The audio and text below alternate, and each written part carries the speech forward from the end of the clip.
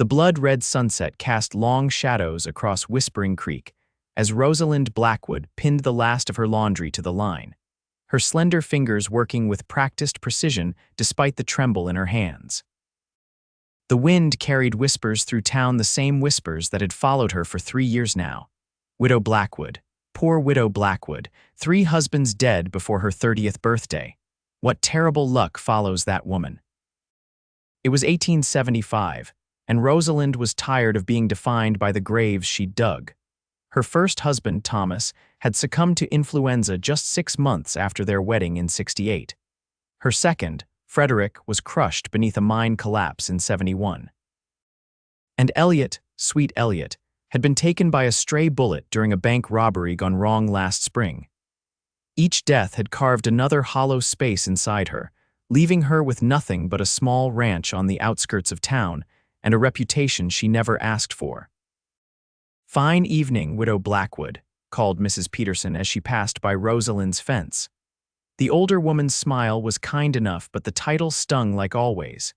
"Evening, Mrs. Peterson," Rosalind replied with practiced politeness, gathering her empty basket. 3 years a widow, and still the word felt like a brand seared onto her skin. At 29, she'd spent more time mourning than loving. Rosalind retreated inside her modest home as the last light faded from the sky. The house felt too large and too empty, despite its humble size. She moved about lighting lamps, her long chestnut hair falling loose from its pins after a day's work. The flickering light caught on the simple gold band she still wore Elliot's ring. She couldn't bring herself to put it away, not yet. The sound of approaching hoofbeats drew her attention to the window. Visitors were rare, especially after sunset. Through the glass, she could make out a lone rider on a dappled gray horse moving slowly down the path to her home. As the figure drew closer, Rosalind recognized Noah Reed, the new foreman at the Tucker Ranch just north of town. She'd seen him only a handful of times since his arrival 3 months ago, once at church, twice at the general store, and once when he'd helped put out the fire at the miller's barn. He was tall and broad-shouldered, with sun-bronzed skin and eyes the color of a summer sky. His reputation as a fair but firm leader had spread quickly through Whispering Creek. Rosalind smoothed her skirts and tucked a strand of hair behind her ear before opening the door just as Noah Reed dismounted. Up close, she noticed the dusting of trailed dirt on his clothes and the weariness in his eyes. "Mr. Reed," she said, keeping her voice steady, "is something the matter?" Noah removed his hat, revealing dark hair in need of a trim. "Evening, Mrs. Blackwood. Sorry to disturb you at this hour. One of Mr. Tucker's calves wandered off and I've been tracking it since noon. Thought I spotted it heading this way." "I haven't seen any strays, but you're welcome to check my pasture." She hesitated, noting the exhaustion in his stance. "Would you care for some water first, or coffee?" A ghost of a smile touched his lips. "Coffee would be mighty appreciated if it's not too much trouble." Rosalind stepped aside to let him enter, acutely aware of how long it had been since a man had crossed her threshold. Noah ducked his head slightly as he passed through the doorway, his spurs jingling softly against the wooden floor. "Please sit," she said, gesturing to the small table by the stove as she set about preparing the coffee. Her hands moved with practiced efficiency, though she felt Noah's gaze on her back. "You have a nice place here," he said, his deep voice filling the quiet room. "Do you manage it alone?" "I do." She kept her tone matter-of-fact, bracing for the inevitable pity. "That's impressive. Running a ranch is hard enough with help."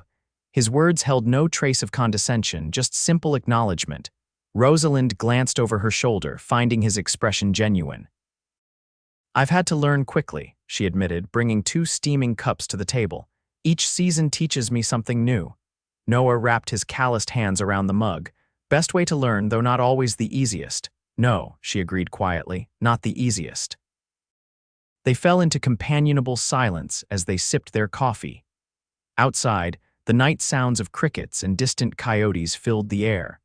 Rosalind studied Noah surreptitiously, noting the thin scar that ran along his jawline and the way his eyes crinkled slightly at the corners.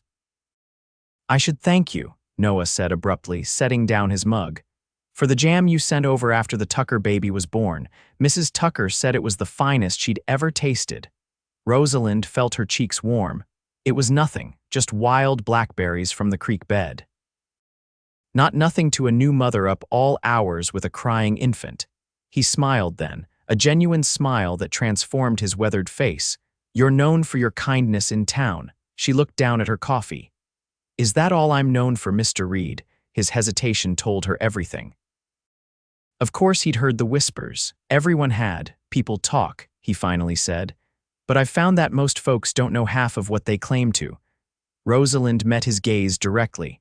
They call me the widow Blackwood, as if that's all I am. 3 husbands dead, and somehow the blame falls to me, though I never wished harm on any of them. The words tumbled out before she could stop them, years of frustration breaking through her carefully maintained composure. Noah didn't flinch at her outburst. Instead, he nodded slowly. People fear what they don't understand. 3 tragedies befalling one person seems impossible, so they create stories to make sense of it. While I live with the consequences, she finished bitterly. Yes, he agreed. Though if you'll forgive my boldness, you seem to be doing more than just living. This ranch is thriving. That takes strength and determination, not luck or the lack of it. His unexpected praise silenced her momentarily. Before she could respond, a distant lowing caught their attention. That'll be your missing calf, she said, grateful for the interruption. Noah stood, placing his hat back on his head. I'm obliged for the coffee and the company, Mrs. Blackwood. Rosalind, she corrected impulsively, if you'd like. Something flickered in his eyes, surprise, perhaps, or pleasure. Noah, then. They stepped outside into the cool night air. The missing calf had indeed wandered into her pasture and was huddled against her fence. Noah approached it with practiced ease, speaking in low, soothing tones as he secured a rope around its neck. I should get this little one back to its mother, he said, turning to Rosalind. Thank you again for your hospitality. You're welcome to stop by again, she offered, surprising herself. If you're passing through. Noah studied her for a long moment, his expression unreadable in the moonlight. I just might do that, he finally said, mounting his horse with the calf's lead secured to his saddle horn. Good night, Rosalind. Good night, Noah. She watched him ride away, the silhouette of man and horse gradually disappearing into the darkness. For the first time in a long while, the night didn't feel quite so empty. The following week brought unseasonable rains to Whispering Creek, turning the dusty roads to mud and keeping most folks indoors. Rosalind used the time to mend clothes, inventory her preserved foods, and plan her spring garden. She tried not to think about Noah Reed or the unexpected comfort she'd found in his brief company. When Saturday arrived with clear skies, Rosalind hitched her wagon and headed into town for supplies. The streets were busy with others who had been similarly housebound, eager to conduct business and exchange news. She tied her horses outside the general store and was reaching for her list when a familiar voice called her name. Mrs. Hampton, the banker's wife, approached with her usual air of importance. Rosalind, dear, I was just telling Reverend Collins how we missed you at the Ladies' Aid Society meeting yesterday. I had fence repairs that couldn't wait, Rosalind replied, though in truth, she'd chosen to avoid the gathering. The pitying glances and whispered conversations that stopped whenever she approached had become too much to bear. Of course, Mrs. Hampton nodded sympathetically. So difficult for you, managing alone. Have you given any thought to selling the ranch? I'm sure Mr. Hampton could find a buyer who would offer a fair price. It wasn't the first time such a suggestion had been made. I appreciate your concern, but the ranch is my home. I have no intention of selling. Mrs. Hampton's smile tightened. Well, it's just that a woman alone. There's talk, you know, about the misfortune that seems to follow you. Rosalind felt a familiar anger rise in her chest. Is there, and what exactly are people saying now? Nothing unkind, dear, just concern.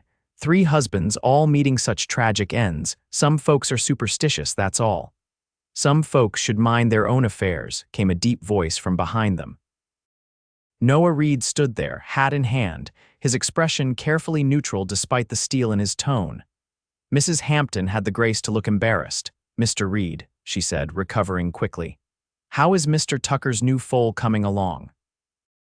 Strong and healthy, madam, Noah replied politely, though his eyes remained cool. If you'll excuse us, I need a word with Mrs. Blackwood about some cattle business. Mrs. Hampton nodded stiffly and retreated, but not before casting a curious glance between them. You didn't have to do that, Rosalind said once the woman was out of earshot. I know, Noah replied, replacing his hat, but I wanted to. He hesitated, then added, I've been meaning to ride out to your place again. Got delayed by the rain and some trouble with rustlers near the north pasture. Rustlers, is everyone all right? No harm done, except to my pride. They made off with 6 head before we could catch up to them. His expression darkened. Sheriff thinks it might be the Dawson gang moving back into the territory. Rosalind frowned. The Dawson gang had terrorized the area 2 years ago before disappearing across the state line. Their leader, Frank Dawson, was known for his ruthlessness and cunning. You should be careful, she said. Frank Dawson doesn't take kindly to pursuit. You sound like you know him, Noah observed. Know of him, she corrected. My second husband, Frederick, had a run-in with the gang before we were married. He testified against one of Dawson's men who was caught robbing the stage. She paused, memories flooding back. Some said that's why the mine collapsed, that it wasn't an accident. Noah's eyes widened slightly. You think the Dawsons had something to do with your husband's death? I don't know, she admitted. The marshal investigated but found nothing suspicious. Still, the timing. She shook her head. It doesn't matter now, it was years ago. They were interrupted by the arrival of young Jimmy Peterson, running up with an envelope in hand. Mr. Reed, Mr. Tucker says to give you this right away. Says it's urgent. Noah took the message, his brow furrowing as he read. Looks like I'm needed back at the ranch. One of the hands spotted those rustlers again. He looked at Rosalind, concern evident in his eyes. Will you be all right getting home? I've been managing on my own for some time, Mr. Reed, she reminded him, though her tone was gentle. He nodded, acknowledging the truth in her words. Still, with Dawson possibly back, lock your doors tonight, Rosalind. I always do. Their eyes held for a moment longer than necessary before Noah tipped his hat and strode quickly toward his horse. Rosalind watched him go, an inexplicable sense of loss sweeping through her despite their brief acquaintance. She completed her shopping with efficiency, ignoring the curious glances that followed her through town. The sun was beginning to set as she started the journey home, her wagon loaded with supplies for the coming weeks. The road was still muddy in places, slowing her progress, and darkness had fully descended by the time she approached her property. As the house came into view, Rosalind noticed something amiss. A light flickered in her kitchen window, a light she certainly hadn't left burning. Her heart pounded as she pulled the wagon to a stop some distance from the house, reaching for the rifle she kept beneath the seat. With careful movements, she secured the horses and approached on foot, keeping to the shadows. Through the window, she could make out 2 figures moving inside her home. Anger replaced fear. How dare they invade her sanctuary? Rosalind crept to the back door, which stood slightly ajar. She could hear male voices now, rough and unfamiliar. She's got to have money somewhere, one was saying. 3 dead husbands would leave something behind. Check under the floorboards, replied the other. These widow types always hide their valuables, widow. The word ignited something fierce inside her. With her rifle raised, Rosalind pushed open the door. I suggest you gentlemen step away from my belongings.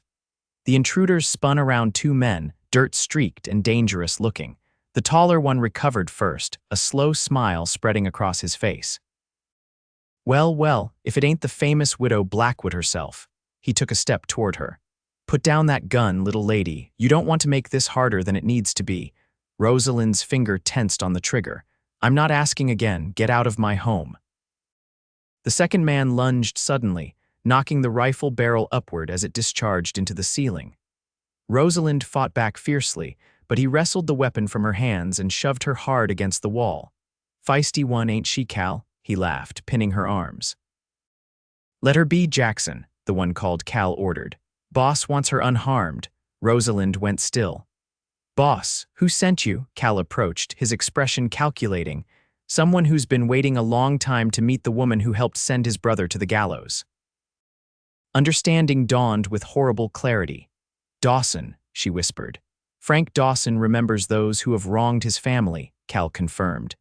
Your husband's testimony put his brother in prison where he died last winter. An eye for an eye, Mrs. Blackwood, or should I say a husband for a brother. Frederick's death was an accident, she insisted, though doubt had lingered all these years. If that helps you sleep at night, Cal smirked. But now Frank wants to meet you proper, explain some things face to face.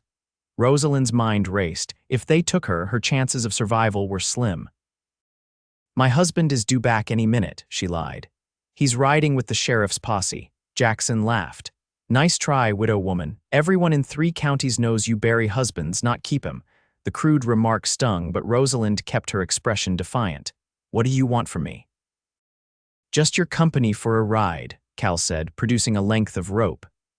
Now, are you going to come quiet-like, or do we need to make this difficult? Before she could answer, a shout came from outside, followed by the sound of approaching hoofbeats. Cal cursed, drawing his pistol as he moved to the window. It's that new foreman from the Tucker place, he hissed. Jackson, get her out the back. I'll hold him off.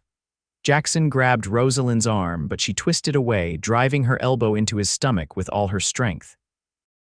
He doubled over with a grunt as she lunged for the door, shouting, Noah, they're armed. A gunshot cracked through the night as Cal fired through the window. Outside, she heard Noah return fire, followed by the sound of breaking glass as bullets shattered her front window. Jackson recovered, tackling Rosalind to the floor as more shots were exchanged. She struggled against his weight, terror and fury giving her strength she didn't know she possessed. Suddenly, the back door burst open and Noah appeared, his gun trained on Jackson.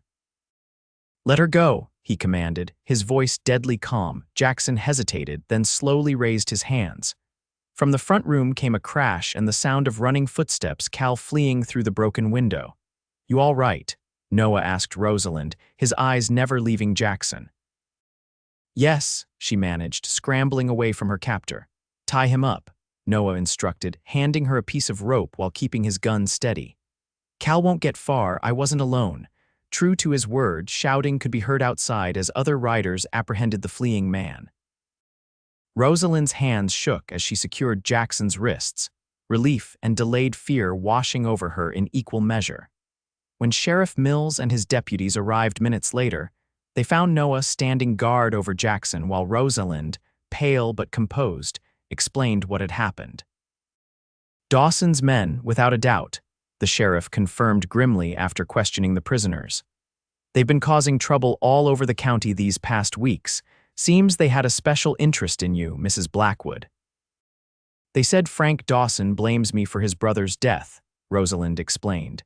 That he might have been behind the mine collapse that killed Frederick. Sheriff Mills looked troubled.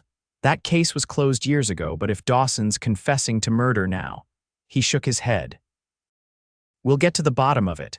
Meanwhile, it's not safe for you to stay here alone tonight. These two might have friends nearby. She won't be alone, Noah stated firmly. He turned to Rosalind. Pack what you need. You're coming to the Tucker Ranch until this is sorted. It wasn't a question, but Rosalind found she didn't mind his directness. The thought of spending the night in her violated home held no appeal. Thank you, she said simply. While the sheriff's men took the prisoners away, Rosalind gathered essential items into a carpet bag. The kitchen was in disarray, drawers emptied and furniture overturned in the intruder's search for valuables. The sight of her home in such a state brought tears to her eyes. Tears she quickly blinked away. Noah appeared in the doorway. Ready? He asked gently. She nodded, taking one last look around before following him outside where his horse and several Tucker Ranch hands waited. The night air was cool against her face, carrying away some of the fear and tension of the past hour. You can ride with me, Noah said, helping her mount his dappled gray before swinging up behind her. The proximity was intimate, his chest solid against her back, his arms encircling her to hold the reins. Rosalind couldn't remember the last time she had been this close to a man. Despite the circumstances, a flutter of awareness stirred within her. They rode in silence through the darkness, the rhythm of the horse's gait and Noah's steady presence gradually calming her frayed nerves. By the time they reached the Tucker Ranch, exhaustion had replaced adrenaline, leaving Rosalind barely able to keep her eyes open. Mrs. Tucker, a kind-faced woman with a new baby on her hip, welcomed Rosalind warmly despite the late hour. "You poor dear," she clucked, leading her to a spare bedroom. "What a terrible ordeal. You're safe now, though. No one would dare cause trouble here with all our hands about." Once alone in the simply furnished room, Rosalind sank onto the edge of the bed. The events of the evening replayed in her mind the invasion of her home, the revelations about Dawson's vendetta, and Noah's timely arrival, if he hadn't come looking for her. A soft knock interrupted her thoughts. Noah stood in the doorway, a steaming mug in his hand. "Mrs. Tucker sent this," he said, offering her the tea. "Thought it might help you sleep." "Thank you." She accepted the mug gratefully, wrapping her cold fingers around its warmth. "And thank you for coming when you did. How did you know I was in trouble?" Noah leaned against the doorframe, his expression serious. "I didn't. After getting Tucker's message about the rustlers, I rode out with some of the hands to check the north pasture. We spotted Cal and Jackson heading toward your place. Given what's been happening, it seemed suspicious." "A fortunate coincidence, then," she murmured. "Maybe," he hesitated. "Or maybe I was looking for an excuse to check on you anyway." The simple admission hung in the air between them. Rosalind took a sip of tea to hide her confusion. It had been so long since anyone had expressed concern for her welfare, genuine concern, not the false sympathy of the townspeople. "The sheriff will want your statement tomorrow," Noah continued when she remained silent. "And we should talk about what happens next. If Dawson is targeting you specifically." "I won't leave my home," she stated firmly. "That ranch is all I have left." Noah nodded, as if he'd expected this response. "I figured as much. We'll find another solution." The word slipped out before she could stop it. His blue eyes met hers directly. "Yes, I don't make a habit of abandoning people who need help, Rosalind, especially not."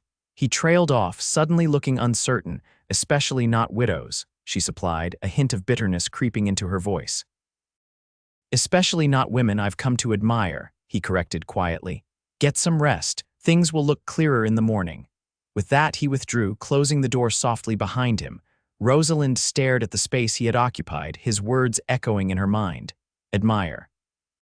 Such a simple word, yet it created a warm glow in her chest that had nothing to do with the tea. Sleep came easier than she expected, deep and dreamless. She woke to sunlight streaming through unfamiliar curtains and the distant sounds of ranch life already in full swing.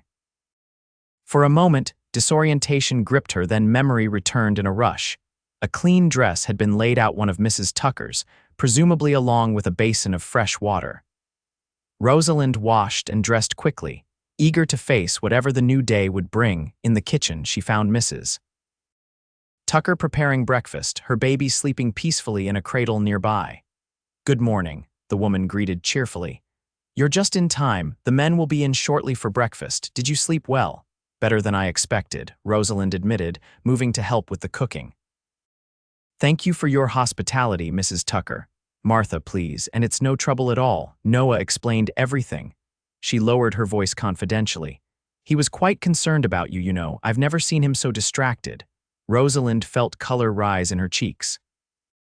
"He's been very kind." "Kind isn't the word I'd use," Martha replied with a knowing smile. "That man rode out to your place like the devil himself, was on his heels when he heard those rustlers might be headed your way." Before Rosalind could respond, the kitchen door swung open and the men began filing in, ranch hands of various ages, all tipping their hats respectfully to the women as they took their places at the long table. Noah entered last, deep in conversation with a robust middle-aged man Rosalind recognized as James Tucker, the ranch owner. Noah's eyes found hers immediately, a silent question in his gaze. She offered a small smile of reassurance. "Mrs. Blackwood," James Tucker greeted her warmly. "Welcome to our home. Terrible business last night, but I'm glad you're safe." "Thanks to your foreman," she acknowledged, glancing at Noah. "Not surprising," Tucker said with a hearty laugh. "Reed here has a knack for being in the right place at the right time. It's why I hired him, that, and his way with horses." Throughout breakfast, Rosalind was struck by the easy camaraderie of the ranch household. The hands joked and exchanged stories. Martha tended to her baby while keeping everyone's plates full, and James Tucker presided over it all with paternal good humor. It was a stark contrast to the solitary meals she'd grown accustomed to. After the men dispersed to their duties, Noah lingered, pouring himself another cup of coffee. "Sheriff Mills will be here mid-morning," he informed her. "Cal and Jackson have been locked up, but they're not talking much. Still no sign of Dawson himself. What will happen to them?" Rosalind asked. "Depends on what they're charged with. Breaking and entering, attempted kidnapping." Noah's jaw tightened. "If we can prove they were involved in your husband's death, they'll hang." The thought brought Rosalind no satisfaction. "And if we can't, then they'll still serve time." "But Dawson remains the real threat." Noah set down his cup. "I've been thinking about your situation. The sheriff suggested you might consider staying in town until Dawson is caught." "I told you I won't abandon my ranch," she said firmly. "I know, that's why I have another proposal." He met her eyes directly. "Let me stay at your place just until this is resolved. I can bunk in your barn, keep watch. Tucker's agreed to spare me if you're willing." Rosalind blinked in surprise. "You do that?" "I would." His expression was earnest. "No one should have to live in fear in their own home, Rosalind." The offer was practical, logical even. Yet Rosalind couldn't help but wonder at the propriety. A single man staying on a widow's property, even in the barn, would certainly set tongues wagging in Whispering Creek. As if reading her thoughts, Noah added, "If you're concerned about appearances, Mrs. Tucker has offered to visit regularly, and the sheriff will increase patrols in the area. People will talk regardless," she said with a sigh. "They always do." "Let them," Noah replied simply. "Would you rather face gossip or Dawson's men alone?" Put that way, the choice seemed clear. "Very well," she agreed, "but only until Dawson is caught." Relief flashed across Noah's face. "Good. We can head back this afternoon after you've spoken with the sheriff." Sheriff Mills arrived as promised, his weathered face grave as he took Rosalind's statement. He confirmed what they already suspected: Frank Dawson had returned to the territory with vengeance on his mind. "He's been nursing a grudge since his brother died in prison last winter," Mills explained. "Your husband's testimony was crucial in that conviction, Mrs. Blackwood. And now Dawson's telling his men that he orchestrated the mine collapse that killed Frederick. Can that be proven?" Noah asked, standing protectively near Rosalind's chair. The sheriff shook his head. "Not easily after all this time, but it gives us another charge to pursue him on. I've wired the federal marshal for assistance. Dawson's wanted in 3 states now." "What about my ranch?" Rosalind asked. "Is it safe to return with proper precautions?" Mills hedged. "Reed's idea to stay there is sound. I'll have deputies ride by regular-like, and Tucker's men can keep an eye out too. Dawson's not likely to try anything too bold with that kind of attention." By mid-afternoon, Rosalind was back in her own home, surveying the damage from the previous night's intrusion. It wasn't as bad as she'd feared: broken glass, upturned furniture, emptied drawers, but the sense of violation remained. Noah worked alongside her in silence, righting furniture and sweeping up glass shards. When the immediate mess was cleared, he excused himself to tend to his horse and bring in his few belongings. Left alone, Rosalind moved through the rooms of her small house, touching familiar objects as if to reclaim them. On the mantel stood 3 framed photographs, her husband's, preserved in sepia tones. Thomas, so young and earnest; Frederick, solid and dependable; Elliot, with his gentle smile. 3 good men, all taken too soon. Were any of them the love of your life? She turned to find Noah in the doorway, watching her with an unreadable expression. "That's a very personal question, Mr. Reed," she replied, though without heat. "I suppose it is." He stepped into the room. "I apologize if I overstepped." Rosalind looked back at the photographs. "I cared deeply for each of them in different ways. Thomas was my childhood sweetheart. We grew up dreaming of a future together, only to have it cut brutally short. Frederick was steady, reliable. A rock when I was still drowning in grief. And Elliot," she smiled sadly. "Elliot made me laugh again. I thought perhaps with him I might finally find lasting happiness. And instead you found more sorrow," Noah said softly. "Yes," she straightened her shoulders, "but I survived." "Each time I survived." "You did more than survive," he observed. "Most would have crumbled under such repeated loss. You built a life, maintained this ranch, continued on. His understanding, so different from the pitying platitudes she usually received, touched something deep within her. "What about you?" she asked, suddenly curious. "Have you ever been married?" A shadow crossed his face. "Once. Her name was Sarah. She died in childbirth 7 years ago along with our son." "I'm sorry," Rosalind said softly, recognizing the familiar pain in his eyes. "It was a long time ago," he replied, the standard response of those who carry grief. "I left Missouri afterward, couldn't bear to stay where every corner held a memory. Been drifting ever since until I landed here." The revelation created a new connection between them, a shared understanding of loss that needed no explanation.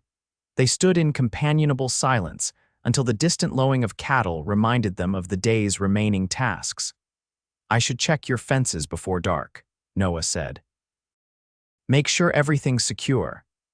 "And I need to feed the animals," Rosalind agreed. "The chickens will be wondering what happened to their breakfast." They separated to their respective chores, but Rosalind felt something had shifted between them, a door opened that could not easily be closed again. The next several days fell into an unexpected rhythm. Noah slept in the barn as promised, but took his meals with Rosalind in the house. During the day, he helped with the heavier ranch work while still riding out to the Tucker property to fulfill his foreman duties. Rosalind found herself looking forward to his return each evening, to their conversations over simple suppers and cups of coffee. True to prediction, rumors spread through Whispering Creek about the arrangement. Martha Tucker visited frequently, providing both companionship and a buffer against the worst of the gossip. The sheriff's deputies rode by daily, reporting no sign of Dawson but maintaining vigilance. On the 5th evening, a spring storm rolled in, bringing sheets of rain and spectacular lightning that illuminated the landscape in brief, electric flashes. Rosalind stood at the window watching nature's display, a shawl wrapped around her shoulders against the sudden chill. A knock at the door startled her. Noah stood there, drenched from his dash from the barn, water dripping from his hat and coat. "Roof's leaking something fierce out there," he explained, removing his sodden hat. "Mind if I wait out the worst of it inside?" "Of course not." She stepped back to let him enter, noticing how his wet shirt clung to the contours of his shoulders and chest. "Take that wet coat off before you catch your death. I'll fetch a towel." When she returned, Noah had removed his coat and boots, standing somewhat awkwardly by the fire. His hair curled damply at his neck, and his usual composed demeanor seemed slightly unsettled. Rosalind handed him the towel, careful to avoid touching his fingers. "Thank you," he said, running the towel over his hair. "Sorry to impose." "It's hardly an imposition," she replied, moving to stoke the fire. "Would you like some coffee to warm up? That would be welcome." As she busied herself at the stove, Rosalind was acutely aware of Noah's presence behind her, the sound of his breathing, the creak of floorboards as he shifted his weight. The small house suddenly seemed much smaller, the atmosphere charged with something beyond the storm's electricity. "Any news from the sheriff today?" she asked, desperate for ordinary conversation. "Nothing concrete," Noah replied, accepting the steaming mug she offered. "There's been word of Dawson's gang spotted near Silver Creek, but no confirmed sightings of Dawson himself." Lightning flashed, followed immediately by a deafening crack of thunder that made Rosalind jump, nearly spilling her coffee. Noah instinctively reached out to steady her, his hand warm on her arm, still not fond of storms. He asked with a slight smile, "How did you know that?" "You tense up every time thunder rolls through, even during the day. Your eyes get a little wider, too." His observation was casual, but it revealed a level of attention she hadn't realized he'd been paying. "My father died in a flash flood when I was 8, she explained. "A summer storm like this one, I've never quite gotten over my fear." Noah's expression softened. "I'm sorry, seems you faced more than your share of loss." "As have you," she reminded him gently. His hand, still resting on her arm, moved slightly, his thumb tracing a small, unconscious circle against her sleeve. The simple touch sent warmth radiating through her body. "Rosalind," he began, his voice dropping to a near whisper. Another crash of thunder interrupted him, this time accompanied by a strange splintering sound from outside. Noah was instantly alert, moving to the window. "Something hit the barn," he said, peering through the rain-streaked glass. "Looks like part of the old oak came down." "The animals," Rosalind gasped, already reaching for her shawl. "Stay here," Noah ordered, pulling on his boots. "I'll check." "Those are my animals, my responsibility," she countered, wrapping the shawl around her shoulders. "I'm coming with you." He looked as if he might argue, then nodded curtly. "Stay close." They dashed through the downpour to the barn, where they discovered a large branch had crashed through part of the roof, leaving a gaping hole where rain now poured in. The horses whinnied nervously, and the milk cow lowed in distress. "We need to move them to the far end," Noah shouted over the storm, "and cover that hole somehow before the whole place floods." Working together, they led the agitated animals to the dry section of the barn. Noah then climbed into the hayloft with remarkable agility, using a spare tarpaulin to create a temporary cover over the damaged roof. Rosalind watched from below, impressed by his quick thinking and steady hands. When he descended the ladder, his shirt was soaked through again, clinging to his muscular frame. "That should hold until morning," he said, wiping rain from his eyes. "But we'll need proper repairs once the storm passes." Rosalind nodded, suddenly very aware of their isolation and proximity. In the dim lantern light, with rain drumming on the roof and animals shuffling nearby, the barn felt like a world apart from everything else. "We should get back to the house," she said, though she made no move to leave. Noah took a step closer, his eyes never leaving hers. "Rosalind," he said again, picking up the thread that had been broken earlier. "I need to tell you something." Her heart pounded against her ribs. "Yes, these past days, being here with you." He hesitated, searching for words. "I haven't felt this way in a very long time, not since Sarah. I didn't think I would again." The confession hung in the air between them, weighted with possibility. Rosalind felt a mixture of hope and fear rise within her. "Noah, the sound of a horse approaching at speed cut through the storm's noise." Noah immediately tensed, placing himself between Rosalind and the barn door. "Were you expecting anyone?" he asked, his hand moving to the pistol at his hip. "No," she whispered, fear replacing the warmth of moments before. Noah extinguished the lantern with a quick movement, plunging them into darkness broken only by flashes of lightning. "Stay here," he murmured, drawing his gun as he moved toward the door. The approaching rider called out before reaching the barn. "Mrs. Blackwood, it's Deputy Wilson." "Sheriff sent me." Noah relaxed slightly but kept his gun ready as he cracked open the barn door. Lightning revealed the deputy, drenched and breathless on his horse. "Read," the man acknowledged with obvious relief. "Good, you're both here. Sheriff sent me to warn you Dawson was spotted 10 miles south, heading this way with 3 men. Callan Jackson escaped during the prisoner transfer this morning." Rosalind felt her blood run cold. "He's coming here, now." "Looks that way, madam." Sheriff's gathering a posse, but with the storm slowing things down. The deputy trailed off, his implication clear help might not arrive in time. Noah's expression hardened. "How far behind you were they?" "At least an hour, I reckon." "Took a shortcut through Miller's Pass to get here ahead of them." "That gives us some time." Noah turned to Rosalind, his decision already made. "We need to get you somewhere safe." "The Tucker Ranch?" "No," she interrupted firmly. "I'm not running, Noah. This is my home, and I'm tired of Dawson casting a shadow over it. This isn't about pride, Rosalind. The man's a killer. And I'm not a helpless victim," she countered. "I can shoot as well as most men, and I know every inch of this property." Noah looked as if he wanted to argue further but was interrupted by the deputy. "She's right about one thing, Reed. There's no guarantee they'd be safer on the road in this weather, if Dawson catches them in the open." Noah's jaw tightened as he weighed their limited options. "Fine," he finally conceded. "But we do this my way. Deputy, ride back to town. Tell the sheriff we're making a stand here and need that posse as soon as possible." The deputy nodded, clearly relieved to have a clear directive. "Yes, sir. Good luck to you both." With a touch to his hat, he turned his horse and disappeared back into the stormy night. Noah immediately began assessing the barn's defensive possibilities. We need to move your valuables and supplies to a single location somewhere defensible. The house is too exposed with all those windows." "The root cellar," Rosalind suggested. "It's stone-walled with only one entrance. We stocked it well for winter." "Perfect. Grab whatever weapons you have, ammunition, water, and medical supplies. I'll secure the animals and meet you there."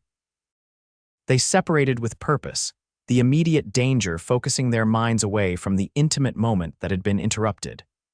Rosalind hurried to the house, gathering her shotgun, her late husband's revolver, ammunition, bandages, water, and a few precious keepsakes into a canvas bag. As she worked, a terrible clarity descended upon her. Dawson was coming to finish what he believed he'd started with Frederick's death.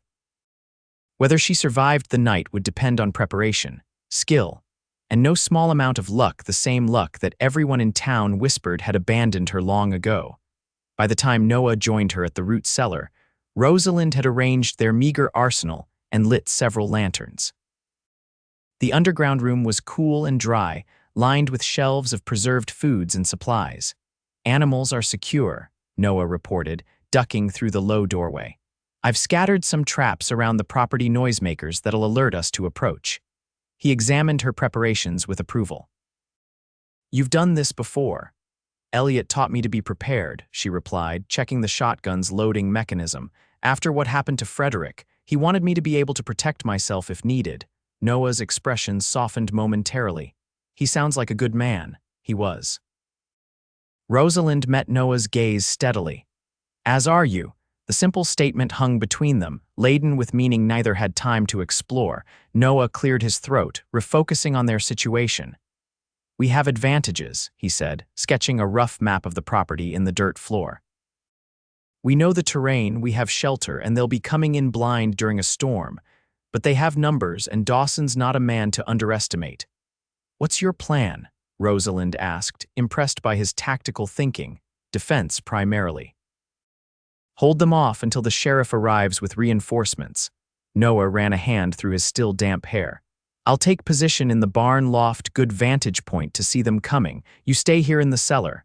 And if they find me here alone," she challenged. Noah hesitated, clearly torn between keeping her safe and acknowledging her capabilities. "You're right," he finally conceded. "We're stronger together, but promise me something, Rosalind. If things go badly, if it looks like we can't hold them off, you run. There's a horse saddled and ready in the barn. I won't leave you to face them alone," she said firmly. "This isn't up for debate." His voice took on an edge she hadn't heard before. "I lost someone I cared for once because I couldn't protect her. I won't let that happen again." The intensity in his eyes silenced her protest. Instead, she nodded slowly. "All right, but the same applies to you. No heroics, Noah. I've buried enough good men." The storm continued to rage outside, providing both cover and complications for their defensive preparations. They worked methodically, checking and rechecking weapons, planning escape routes and establishing signals to communicate across distances. As midnight approached, the rain began to slacken, and the intervals between lightning flashes grew longer. The changing weather brought a new tension with better visibility and easier travel. Dawson's arrival grew more imminent. "It's time," Noah said, checking his pocket watch in the lantern light. "Take position in the house, upstairs if possible. You'll have a good view of the approach road from there. I'll be in the barn loft. One shot in the air is a warning, 3 rapid shots means retreat to the cellar." Rosalind nodded, committing the signals to memory. As they prepared to separate, Noah caught her hand. "Rosalind," he said, his voice low and urgent. "What I was trying to tell you earlier in the barn," she pressed her fingers gently against his lips. "Tell me after," she whispered, "when this is over." He caught her hand, pressing a kiss to her palm that sent a shiver down her spine. "After," he agreed. With that promise between them, they moved to their positions, the weight of what remained unsaid adding urgency to their resolve to survive the coming confrontation. Rosalind took up her post at the upstairs window, her husband's revolver ready in her hand. The storm had moved eastward, leaving behind a restless sky where breaks in the clouds revealed glimpses of stars and a waning moon. The landscape glistened with rainfall, every surface reflecting the intermittent moonlight. Time stretched endlessly as she kept vigil, her mind alternating between alertness and unwelcome memories of previous losses. She could not add Noah to that list. The first sign of approach came not as a sight, but as a sound, the distant whinny of a horse responding to the presence of other horses. Rosalind tensed, peering into the darkness. There at the edge of her property, shadows moved against shadows, slowly taking the form of mounted men. She fired once into the air as agreed, the signal carrying clearly in the post-storm stillness. From the barn came an answering shot, confirming Noah had also spotted the intruders. 4 riders approached cautiously, spreading out as they neared the house. Even in the dim light, Rosalind could make out weapons in their hands. Leading them was a figure that could only be Frank Dawson himself, tall and broad-shouldered, with a distinctive wide-brimmed hat. "Mrs. Blackwood," the man called out, his voice carrying easily across the yard. "I know you're in there. Come out, and nobody needs to get hurt." Rosalind remained silent, tracking the riders' movements through the window. From his position in the barn, Noah had a clear shot at several of them, but he held his fire waiting, as they'd agreed, until absolutely necessary. "Your husband helped send my brother to die in prison," Dawson continued when no response came. "An eye for an eye, Mrs. Blackwood. I took him from you. Now I'm here to finish our business." His casual confirmation of responsibility for Frederick's death sent a wave of cold anger through Rosalind. This man had murdered her husband, and then left her to carry not only grief, but the whispers and suspicions of the town. 3 years of being treated as cursed or somehow responsible for her husband's deaths, all stemming from this man's vengeance. "I see you've found yourself another protector," Dawson called, gesturing toward the barn. "Another man to die for you, widow woman. You do have a talent for that." The taunt was designed to provoke, to flush them out with anger. Rosalind wouldn't give him the satisfaction, though her finger tensed on the trigger. The standoff continued for several long minutes, neither side willing to make the first aggressive move. Then, at some signal she couldn't detect, the riders suddenly split up, 2 heading for the barn while Dawson and another man approached the house. Gunfire erupted from the barn as Noah engaged the approaching riders. Rosalind took careful aim at Dawson, squeezing off a shot that missed him but struck his companion in the shoulder, sending the man tumbling from his horse with a cry of pain. Dawson returned fire, bullets splintering the window frame and forcing Rosalind to duck for cover. When she risked another look, he had dismounted and was approaching the house, using the fallen rider as cover. The exchange of gunfire at the barn had intensified. Through broken fragments of window glass, Rosalind saw one of Dawson's men fall from the hayloft opening, landing heavily in the mud below. But the second attacker had made it inside the barn, and she could no longer see or hear Noah. Fear clutched at her heart, but she forced it down, focusing instead on the immediate threat. Dawson had reached the porch, keeping low to avoid presenting a target. The wounded man beside him was still conscious, his gun trained shakily on the windows. Rosalind moved silently across the upstairs hallway to another window, hoping to catch Dawson in a crossfire. She was just in time to see him kick in the front door, entering the darkened house with his gun extended before him. "I know you're up there, Mrs. Blackwood," he called, his voice echoing through the house. "Come down now and I'll make it quick. Keep hiding and I'll take my time." She heard his heavy footsteps on the stairs and realized with growing alarm that she was trapped. The window offered a potential escape to the porch roof, but she'd be exposed to the wounded man outside. Staying meant facing Dawson directly. 3 rapid shots from the barn cut through her deliberation, Noah's signal to retreat to the cellar.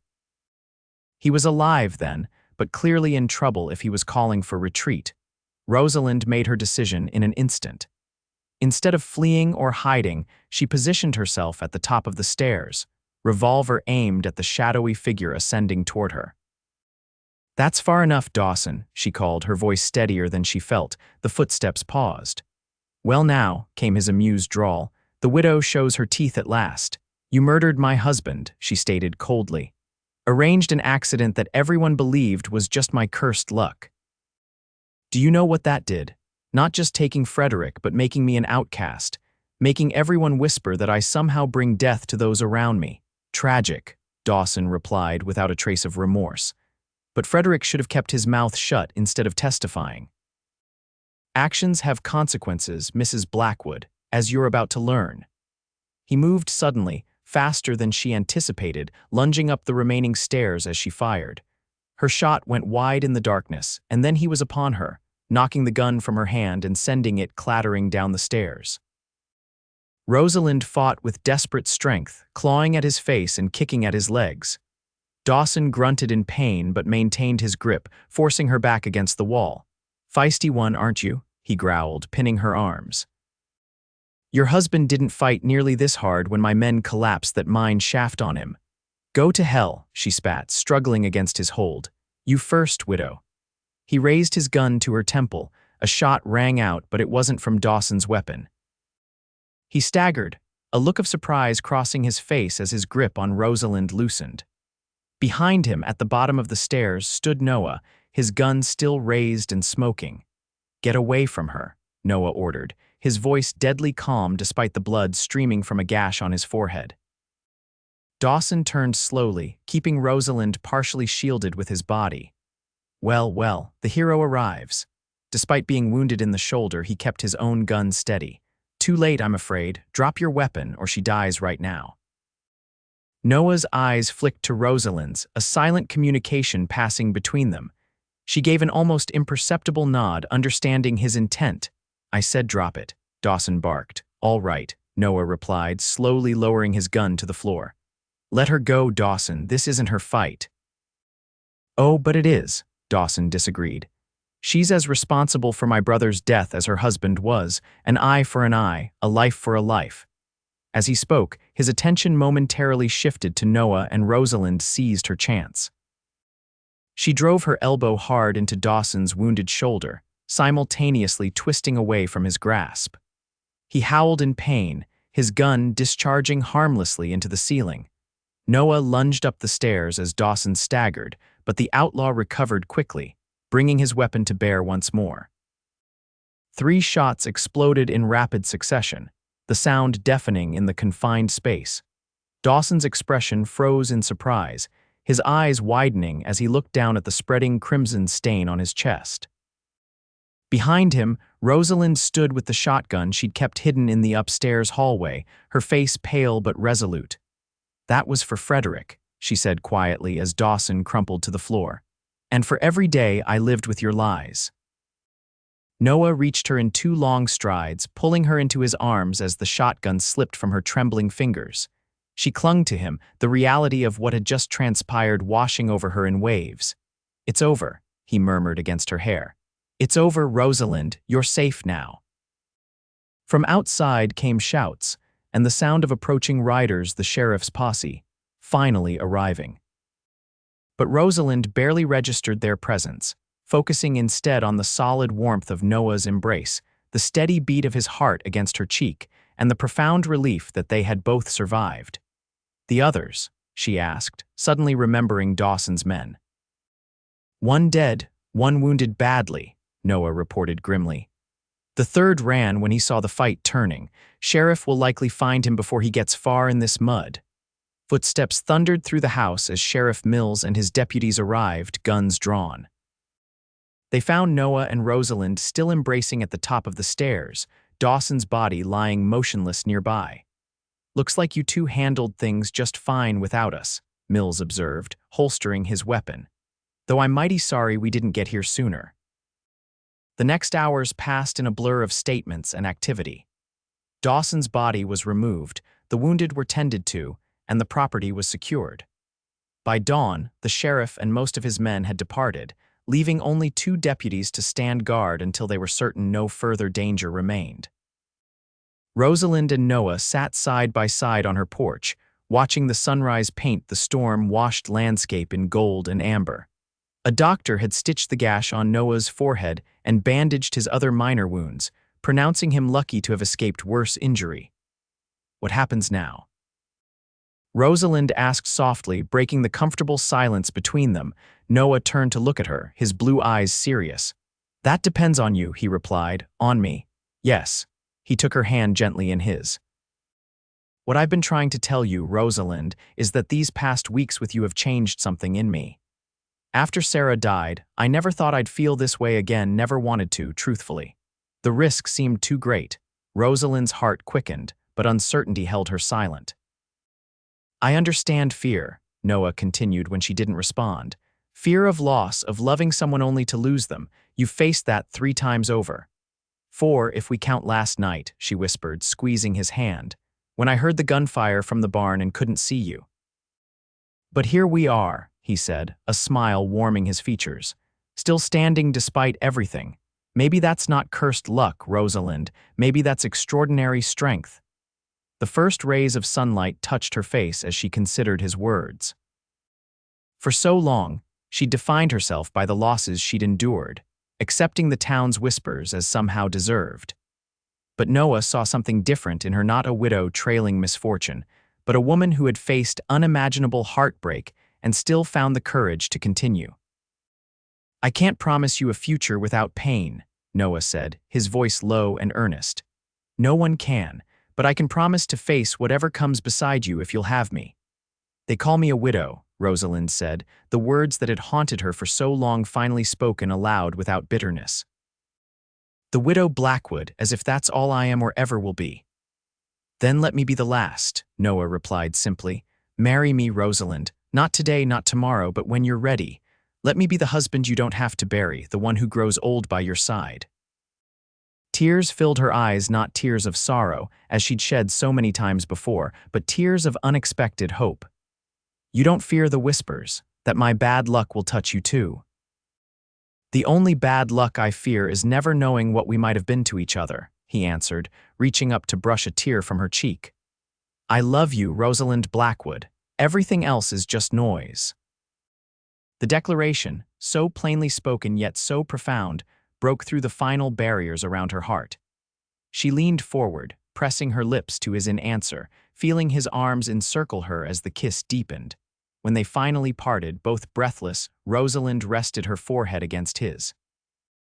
Yes, she whispered. Yes, I'll marry you, Noah Reed, when the time is right. The sun climbed higher in the sky, illuminating a landscape washed clean by the night's storm. On the porch of a small ranch house on the outskirts of Whispering Creek, a man and a woman who had both known profound loss began to imagine a future neither had dared hope for. 6 months later, on a crisp autumn day, Rosalind Blackwood became Rosalind Reed in a simple ceremony at the Tucker Ranch. Martha Tucker had insisted on hosting, declaring that new beginnings deserved celebration, and the entire town seemed to agree. Even those who had once whispered behind Rosalind's back now came forward with genuine good wishes, perhaps seeing her through new eyes since the truth about Dawson had been revealed. The story had spread quickly how Frank Dawson had orchestrated Frederick's death, how he had returned seeking further vengeance, and how Rosalind had ultimately defended herself and her home with courage that few could claim. The whispers of curses and bad luck had gradually been replaced by murmurs of admiration. As Noah slipped a simple gold band onto her finger, his eyes never leaving hers, Rosalind felt the last shadows of her past receding. The 3 photographs still stood on her mantle. She would not erase those who had come before, but they no longer defined her future. I, Noah, take you, Rosalind, to be my lawfully wedded wife, he vowed, his voice clear and steady. To have and to hold from this day forward, for better, for worse, for richer, for poorer, in sickness and in health, until death parts us, though I plan to make that a very long time from now. The addition to the traditional vows brought laughter from the gathered guests and tears to Rosalind's eyes. When it came her turn to speak, her voice wavered only slightly. I, Rosalind, take you, Noah, to be my lawfully wedded husband. To have and to hold from this day forward, through whatever life brings our way. And I promise, her voice strengthened, I promise to remember that love is not measured in days but in moments, and that each moment with you is a gift I will cherish. As the Reverend pronounced them husband and wife, Noah drew her into an embrace that spoke of both passion and promise, sealing their vows with a kiss that left no doubt in anyone's mind that this was a union born of deep, and genuine love. The celebration continued into the evening, with food and music, and dancing under strings of lanterns in the Tuckers' barn. Rosalind found herself passed from partner to partner, as the men of Whispering Creek claimed their traditional dances with the bride. But her eyes always sought Noah's across the room, finding him watching her with a warmth that made her heart soar. When they finally departed, riding together toward the ranch that was now truly their home, the autumn moon lit their path with silver light. Noah had spent the weeks before the wedding making repairs and improvements to the property, reinforcing the barn roof, painting the house, building new furniture with his own hands. Each change marked a transition from past to future, while respecting what had come before. As they approached, Rosalind gasped softly. The house was aglow with lamplight, and on the porch stood a small gathering of their closest friends, the Tuckers, Sheriff Mills and his wife, and several others who had helped ready their home for this night. "Welcome home, Mrs. Reed," Martha called as they dismounted. Inside, they found the house transformed. Fresh flowers filled vases on every surface, a fire crackled in the hearth, and the dining table was set with Rosalind's best china, and a wedding supper kept warm for their arrival. "We wanted your first night home to be special," Martha explained, embracing Rosalind warmly. "Now, we'll leave you two in peace. Everything's ready, you just enjoy being husband and wife." After their friends departed, Noah and Rosalind stood in the middle of their home, the silence between them filled with new possibility. "Are you happy?" Noah asked softly, taking her hands in his. Rosalind looked around at the house that had once felt so empty, now filled with promise and new beginnings. "More than I ever thought possible," she replied honestly. "Are you?" In answer, Noah gathered her into his arms, his kiss conveying everything words could not. When they finally parted, both breathless, he rested his forehead against hers. "I have everything I need right here," he murmured. "The rest is just details." Later, as moonlight filtered through the bedroom curtains, Rosalind lay in Noah's arms, listening to the steady rhythm of his heartbeat. The day's emotions had left her both exhilarated and peaceful, a combination she had never expected to feel again. "What are you thinking?" Noah asked, his fingers tracing lazy patterns on her bare shoulder. "That happiness always feels so fragile," she admitted. As if naming it might somehow tempt fate, Noah tightened his embrace. "Then we won't name it. We'll just live it day by day." "Day by day," she agreed, pressing a kiss to his chest, just above his heart. The years that followed brought changes both expected and surprising.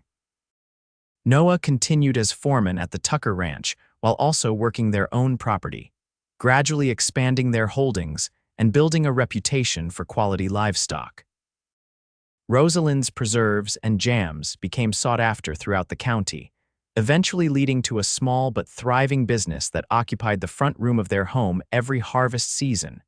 Whispering Creek grew and changed as well. The railroad came through in 1879, bringing new opportunities and faces to the once isolated town. The Reeds watched these developments with interest, adapting where necessary while maintaining the simple life they had built together. In the spring of 1880, their family expanded with the birth of a daughter they named Sarah Elizabeth, honoring both Noah's first wife and Rosalind's mother. The child brought a new dimension to their happiness, her arrival healing wounds in both their hearts that they hadn't fully acknowledged still existed. 2 years later, a son joined their family, Thomas Frederick Reed, a robust boy with his father's blue eyes and his mother's determined spirit. Watching Noah cradle their newborn son, Rosalind felt a fullness in her heart that once would have terrified her with its intensity. "He's perfect," Noah whispered, touching the baby's tiny fingers with gentle wonder. "He is," Rosalind agreed, reaching out to caress her husband's cheek. "As is his father."